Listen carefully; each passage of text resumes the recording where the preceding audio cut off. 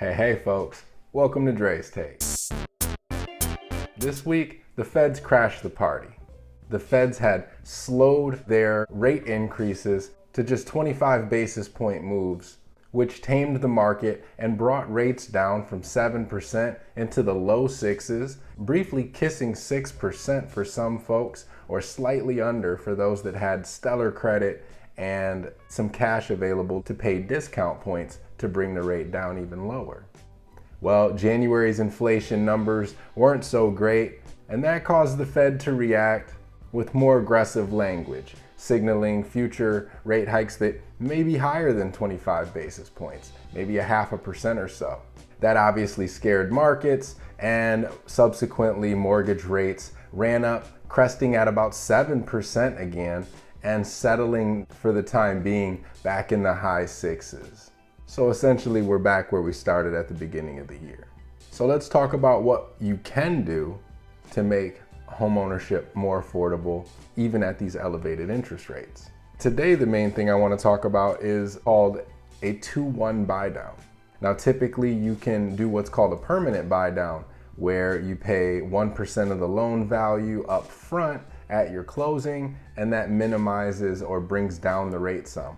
But it's typically negligible and doesn't really make a huge difference in your monthly payment, so it's not necessarily something I always recommend. However, a 2-1 buy down, or in some cases a 3-2-1 buy down, can make a significant difference in your monthly payment for those first 2 years, allowing you time to refinance if and when those rates drop. Let me explain. So with a 2-1 buy down, you're taking on a 30-year fixed rate mortgage. However, for the first year, your interest rate is 2% lower, and in the second year, your interest rate is 1% lower, before reverting back to your original fixed rate in year 3. So for example, if your rate was 6.5% for 30 years, year 1, your rate would be 4.5. In year 2, it would be 5.5, and then year 3 through year 30, it would be the original 6.5%, 6.5%.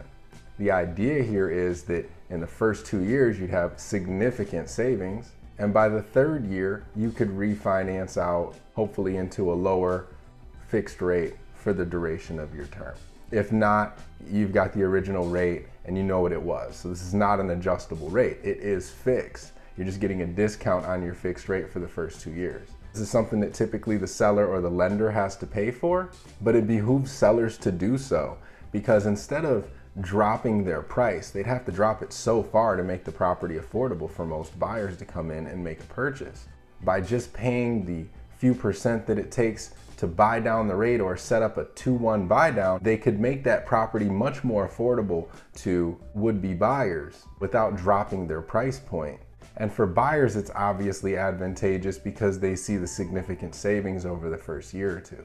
When you go to refinance, if refinancing is what you ultimately end up doing, there would be some refinancing costs, but many lenders are actually offering to pay the refinancing costs if you refinance within 18 months. So you can get in, get the lower rate this year, lower rate next year, and then refinance if rates have dropped, and the lender will cover those costs. Obviously, you have to ask the particular lender if they are running that program or find one that does.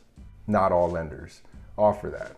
I'm going to share a link in the weekly email with some examples to show you just how dramatic a 2-1 buy down can impact the monthly payment and make home ownership much more affordable for you, and give you the time you need to get the asset at today's price and enjoy the benefits of the lower rate for the time being until you're able to refinance. For more information on this and how this works, feel free to reach out. Andre Berry, Home Expo Realty. All right now, y'all, take care.